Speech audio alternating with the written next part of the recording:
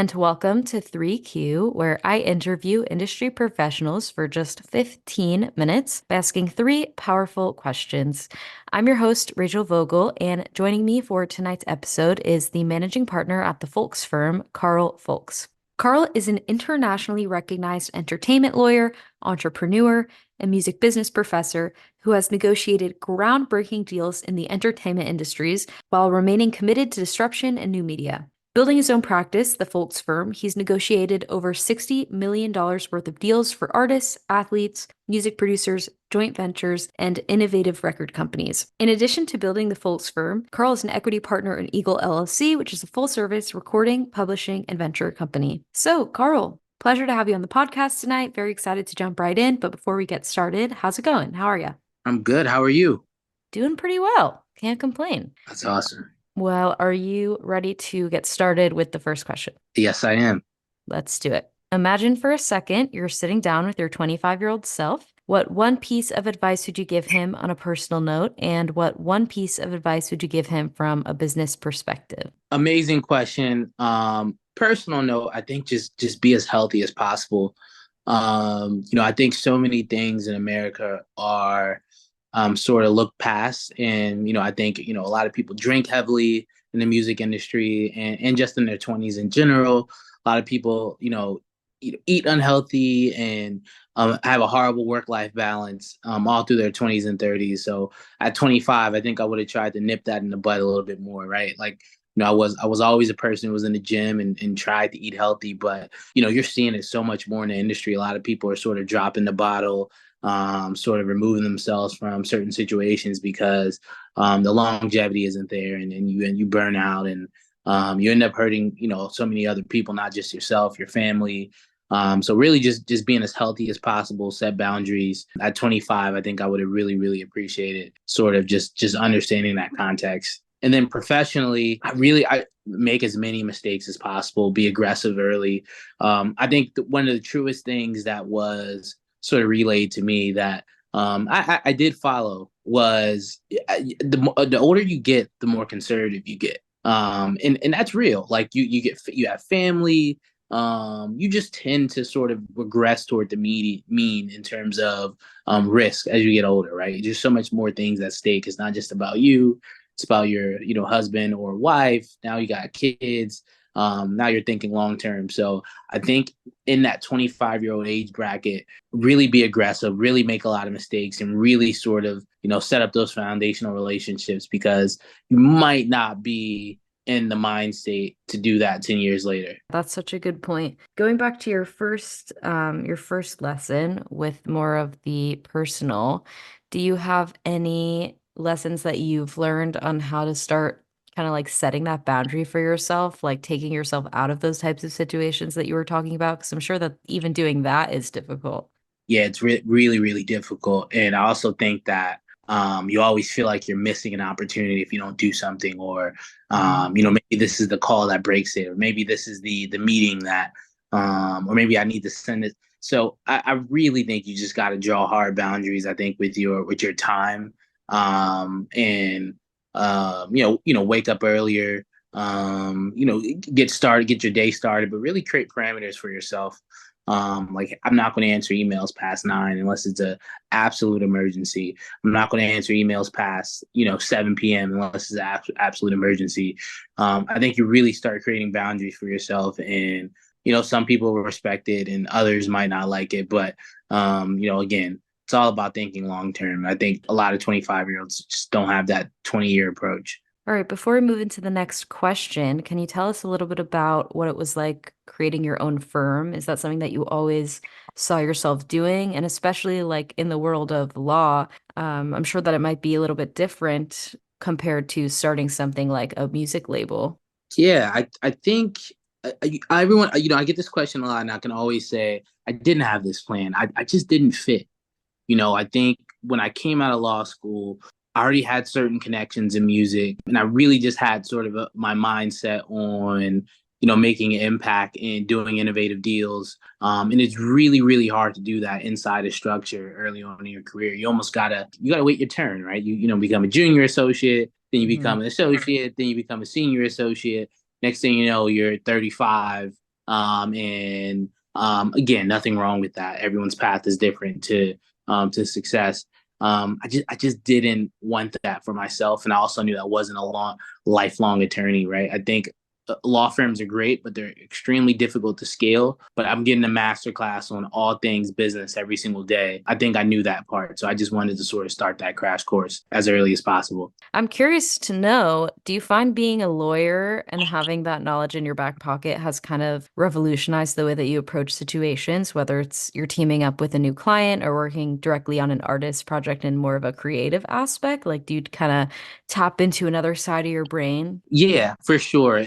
And I can also say that I think lawyers, more than any other group of people in the industry, are just privy to the most information in the industry, right? They have we've done almost every deal, right? We do pub deals, we do record deals, we do songwriter deals, we do producer agreements. So you really know the actual value, what things are going for on the actual market.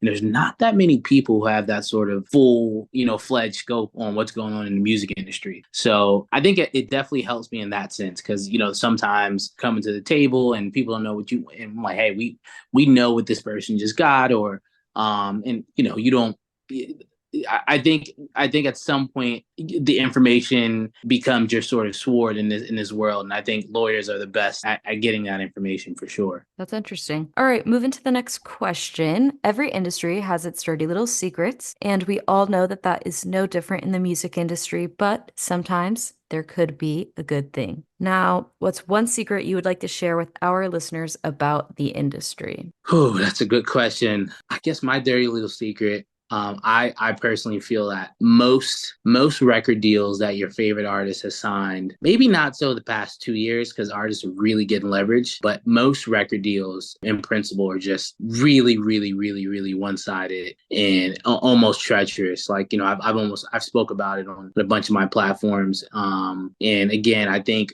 record labels definitely absorb a lot of risks. And deals are changing, right? Like I really have seen record labels change their approach in terms of sending out deal memos. If you have any leverage, you're able to get a better deal, and that's super refreshing to see. So kudos to record labels in that sense. But the record deals of 20 years ago were really, really ugly, and that wasn't that long ago. And some of your favorite artists are still in those deals, and I think it was definitely tough for me to sort of see that. When you are approaching signing and working with a new client that's like an up and coming artist, or even if they're at more of an established level, what are kind of the main things that you want to fight for in a deal? Yeah, that's a great question. I mean, I have a strategy called LOMO, which is length, ownership, money, obligation. Those are the four key elements to a contract in the music industry. So I'm really just getting with my client, sort of prioritizing those things, right? You're not going to get the perfect deal, but maybe a client wants a shorter term deal. Maybe a client wants the most money and a better royalty split. Maybe a client wants to own their stuff. Maybe a client wants the least amount of obligation. I don't want to give them 5 albums. I want to give them two. So I think when you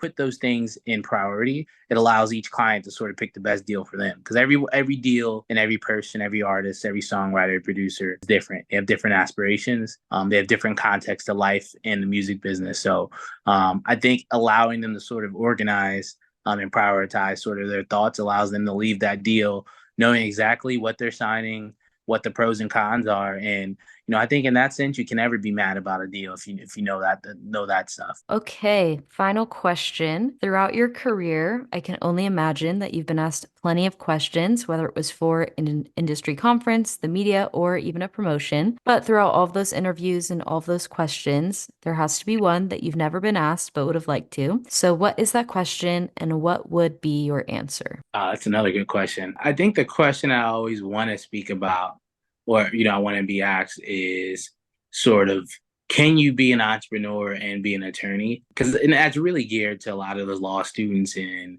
maybe lawyers at record labels and pub companies in the industry, and because it conflicts so hard, right? Lawyers, we're really trained to be risk averse and warn of all the bad things that could happen about a deal. Obviously, know the upside, but really kind of focus on the downside to get the best deal possible, or to make sure your client understands the risk.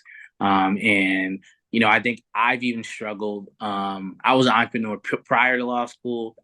Post law school in my legal practice. There are some sort of habits that get picked up just because of the nature of being a lawyer. So I think that question is really, really important for me. Like, can you be, and I think the answer is yes, but you have to be super intentional about sort of not, falling into the conventional ways of attorneys and a lot of times the labels that people put on you, right? When you think of a lawyer, you probably think of black and white, suit. We all have our sort of, thought process on what a lawyer looks like, sounds like, and is. And the reality is, if you actually sort of look at the full scope of things, there's so many lawyers who have sort of evolved into other things and started businesses. A lot of record execs are lawyers, right? Like actual presence of labels, VPs.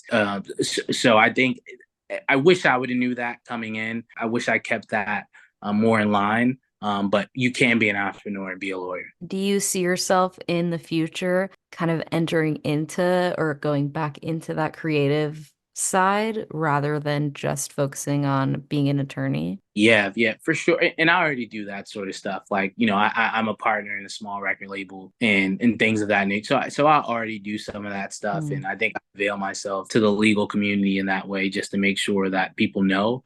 But there are so many examples too that of people that were creative, that were on both sides, sort of the industry, and that's the reality of it. Real estate attorneys can own real estate and be a part of projects, and I view it the same way.